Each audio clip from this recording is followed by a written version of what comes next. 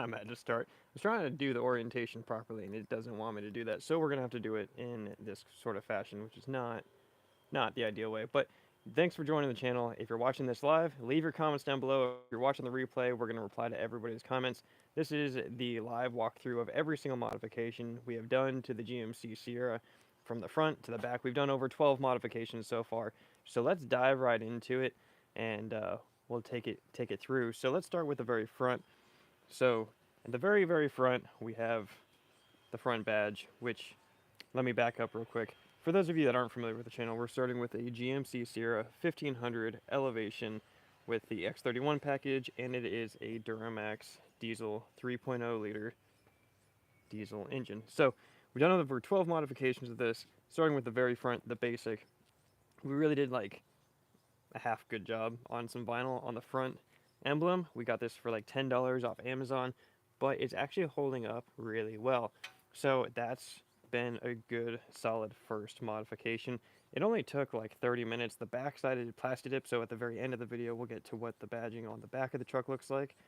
But that was a quick, easy first mod. The second mod that we did was the upgraded fog lights. Now these are actually kind of weird because this bezel turned brown. So this is Fox beam lighting. It was an aftermarket bezel, and then it's the Diode Dynamics upgraded lights, uh, the SS2, not Pro Pods, just kind of like the basic. But this whole thing turned brown, and I've only had it for a couple months, so kind of weird.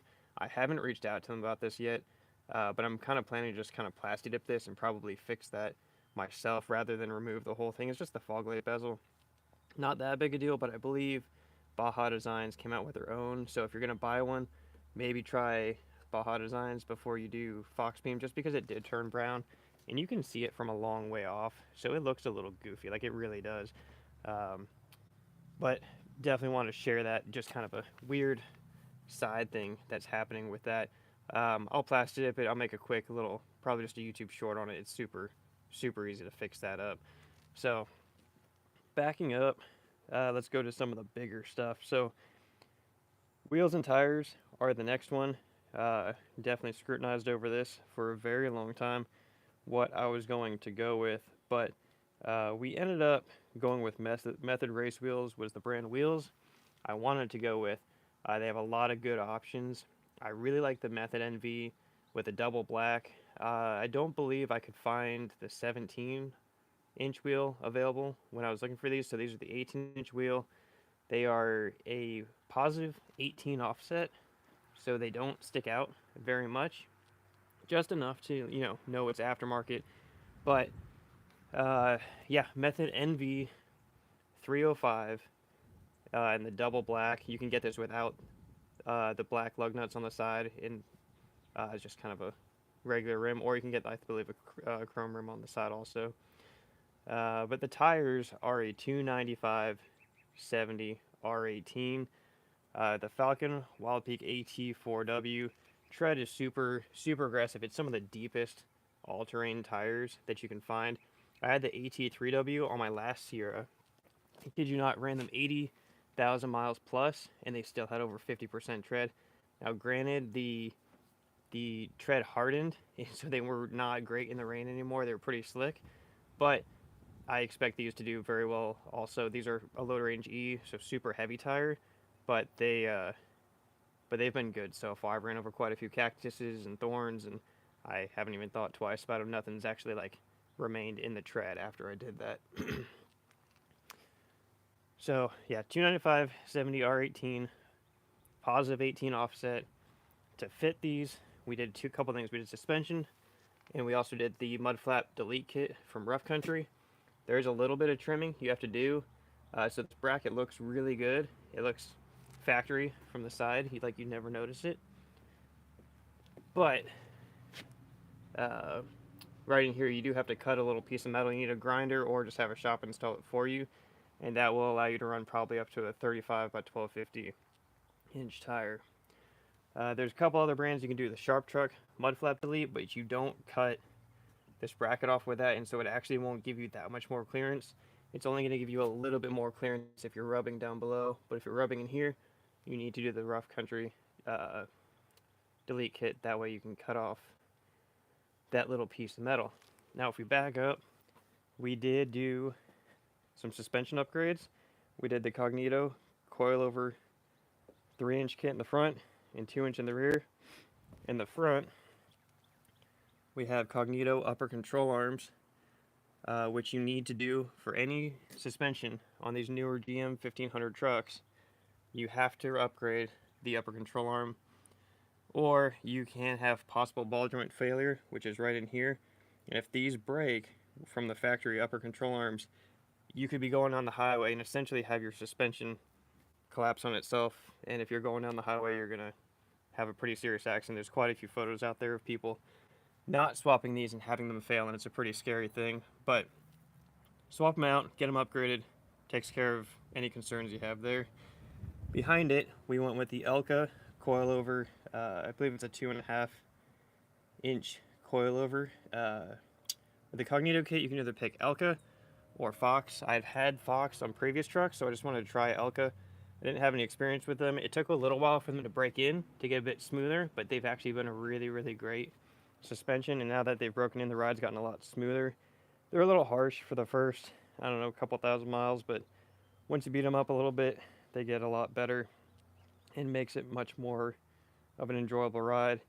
In the rear, we brought it up 2 inches, so the front came up 3 inches with the coilover and the upper control arm. In the rear, there's a 2-inch block under the leaf spring, and then you just have the Elka 2.0 shock, just a basic upgraded shock in the back. But here's that positive 18 offset, showing y'all what that looks like. But let's not get too far. Let's jump back inside, or actually back at the front. We also did the amber daytime running lights, so I won't be able to turn on the truck during the live stream, but essentially, you know, they stay amber while the truck is running instead of this white running light that's kind of flickering in the video. It actually stays amber, and that's just it comes on that way when the headlights turn on. So I have a video on that. If you'd like a link to that, just comment down below and I will get y'all connected with that. Inside the truck, we have quite a few different upgrades. The first and most effective thing that we did was heat rejection film and tint on the front 3 windows. We did not do heat rejection in the back. It wasn't really necessary, but factory windows were not tinted, and so we did the 3M ceramic heat rejection on both front and passenger, and then heat rejection across the entire windshield. And at least where we live, this is extremely effective, and you don't really need to run your AC super hard. And if you do a lot of road trips, really anywhere, this is a no-brainer. There's a few $100s for all 3, and would absolutely recommend it day one for buying any new vehicle. Then hopping inside, we did do leather seats. This came with cloth seats. I mean, that's just, I got it for a couple $100s from the dealer within the purchase of the vehicle. It was just a negotiation. It's just like, yeah, we'll do the deal if you throw in leather seats for $200. It was within their margin, so they just, you know, they added it on there, and they are aftermarket. They aren't the factory leather, but they're pretty nice. I mean, they replaced the actual cloth underneath it. Like, they sent it to a shop, they pulled the upholstery, it took a couple days. It looks great, very comfortable, really happy with it. Going down to the floor, we did the last fit floor mats. I'm going to clean them for the first time actually since our sponsored video with them the other week. So I'll clean them up and see how well they do, but they were a sponsor of the channel, so super exciting to have a sponsor be a part of the group now. And then, oh, let's jump over to the back seat. So we did do the running boards. They are a dealership upgrade. They're just GM's high clearance off-road steps. Not much to talk about there other than they're solid. They're made of metal. In the back, we also have another last fit floor mat. Goes all the way across. It's one solid piece. It is like a softish rubber, but this one's not quite dirty enough to really test it out and see how to fix that. Back here we have some $2 hooks off Amazon. Super useful. Keep the important hats in place. Outside of that, no other big upgrades on the interior. You have your factory storage. Eventually, the sound system's going to be upgraded as well, but we haven't pulled the trigger yet. I just put a video. I got a lot of great comments and responses on part numbers to replace the factory speakers in here that barely get louder than you're able to talk. So, still working through that one. I'd like some additional bass, better speakers, but I want to pick the best um, combination so that way I can get, share it with everybody and have the best solution for everybody. What's up, Gotti? How you doing? And then coming to the back, we did a few things here. So the GMC in the back is also blacked out like the front, but the front we did, I'm going to lose the word, vinyl. And back here, we did Plastidip. So the Plastidip is actually holding up a little better than the vinyl, especially for going through car washes and things like that. We did it on the GMC, we did Plastidip the Sierra, and we Plastidip the Elevation badge. All of them handle washes pretty well. I do go through both a automatic car wash and a hand wash, so they get roughed up a little bit. It's not just like a hose spraying them off. They actually get rubbed with a towel, and they get a little bit of abuse, and they're holding up all right. We also did the exhaust tips. These trucks come with the HDMI looking exhaust tips, and my last truck I also did this too. I think it pulls together a lot better when you have shiny chrome down here. I mean, you can even see this Cavender badge. It just seems out of place, especially for this type of setup. The chrome doesn't really belong. If you're gonna leave all the chrome, maybe it's fine, but I think it looks a little goofy to leave these chrome. So these are dirty, but otherwise they are holding up just fine. They do see quite a bit of heat, but there is actually a little gap. I get a lot of comments that it's gonna get too hot, but the exhaust pipe as it comes in to these exhaust tips, it doesn't truly touch. You can kind of see that gap there. So that while the heat is coming through, it's not actually, this isn't actually the exhaust tip. There's a little bit of opportunity for some cooling and dissipation, and so it doesn't actually get that hot. But definitely recommend that. I mean, if you screw that up, they're exhaust tips. One, they're replaceable, and two, Plastidip is temporary. So, but some of the questions that I've gotten that I'll kind of touch on is the suspension. I kind of mentioned it already about the upper control arms. A lot of people are like, well, I'm only going to level my truck and not do coilovers, or I'm only going to do a 1-inch or 2-inch in the front and something in the back. Does that mean I don't need to do an upper control arm?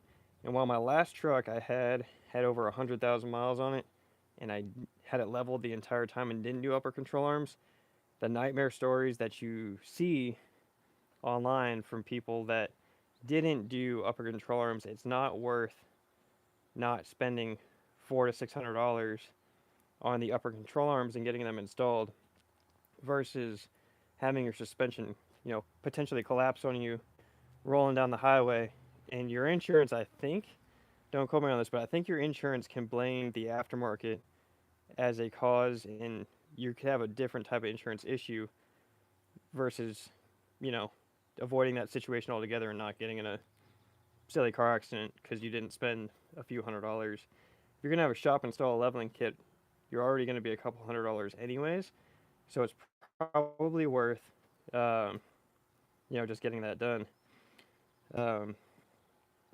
Yeah, Hugo. Yeah, those Venom daytime running lights are super cool. I actually really enjoy driving through traffic, and when you can see the reflection in the truck in front of you, it looks super sharp. It does kind of feel like you're driving a little bit more like a Raptor or something like that. So that's pretty fun, and they're much brighter than they look in the video when you have those amber running lights. Going there. There's so much. I don't know. They just look a lot brighter than they do on the video.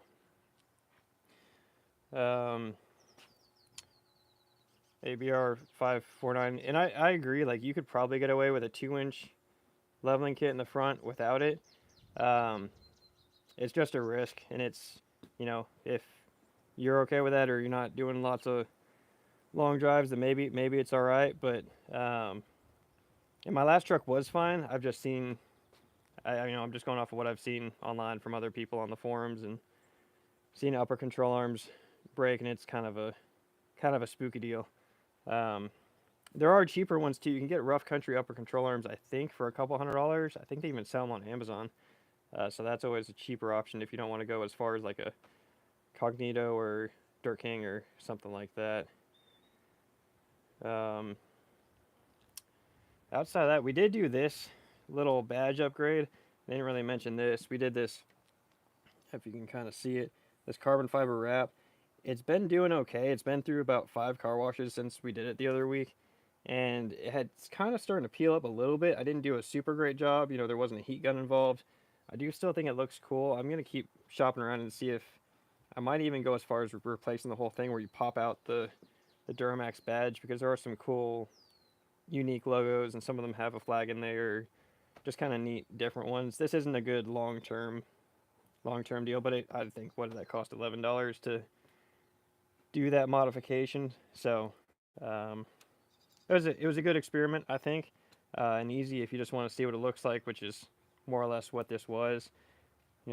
After getting this, there are better carbon fiber looking, vinyl wraps. So, but for $10, how can you argue? They gave you what you need, and yeah, is a side logo stuck on or bolted on? It is, from what I understand, it's got, you have to stick your arm in from here, back in here. I believe there's clips holding on. I don't know that it's necessarily like a bolt or a screw, but from what I've seen, people you run your arm from inside the hood. Let me just see if, I'm not sure if we'll be able to see it on this video. Let's just check it out real quick.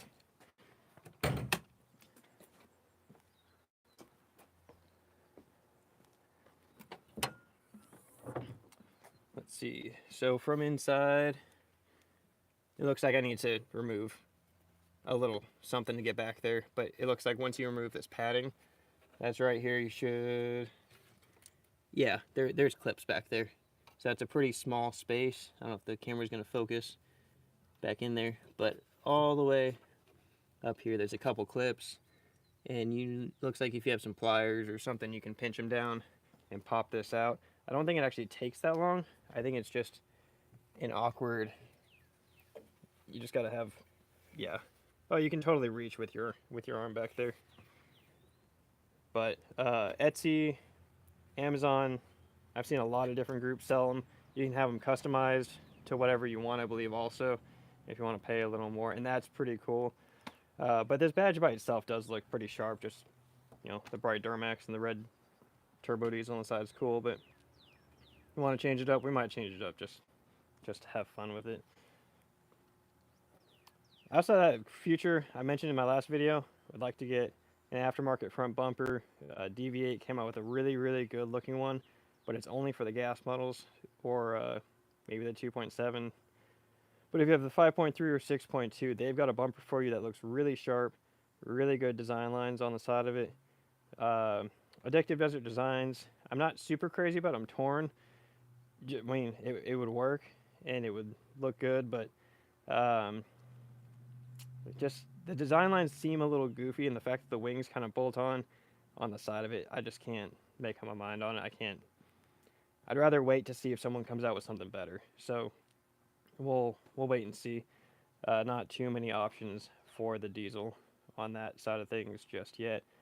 I wouldn't mind going to like maybe a little bit of a taller, lighter tire, just to have some fun with it. You can get those Goodyear Authority tires that everybody complains about, just super cheap, and like a 315 7017, and that would be kind of cool, just to get a cheaper set of wheels, a really light set of tires, and see if we can get our mileage back up, just to play with it.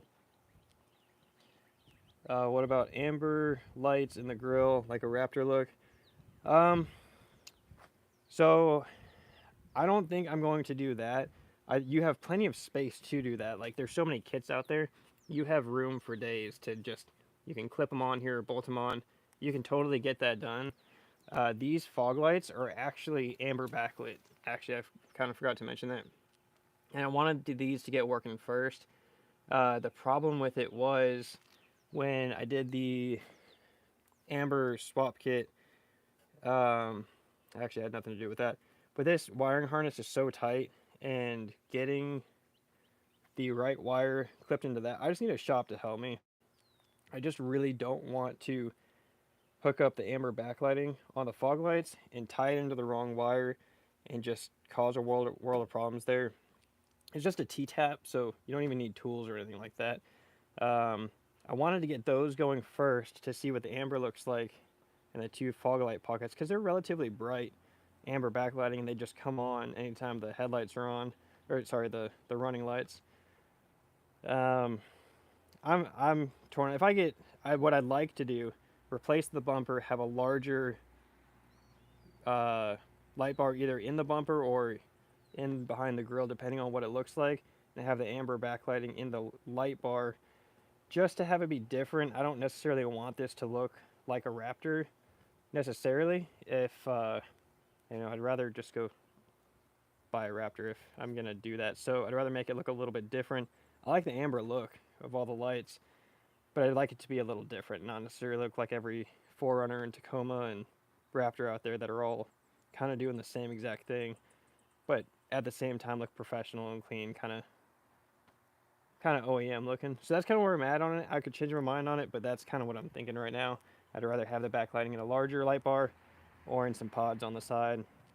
But like I said, I'm probably going to wait till I get aftermarket bumper and just kind of tie that all together.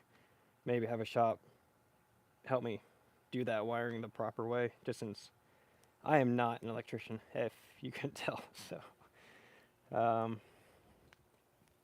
but yeah, I think that's everything for right now. Can't think of anything else. This isn't done by any stretch of the imagination. We're gonna keep going with this. I wouldn't mind doing an intake on this. I know it's gonna drop performance. That's what everybody says. You'll lose a mile per gallon or two, but I'd like to make the sound a little better, even if it's just the box, just to make it sound a little more fun. Nothing serious. I mean, you can remove the baffles in the back. That's another option. What is it? PPE.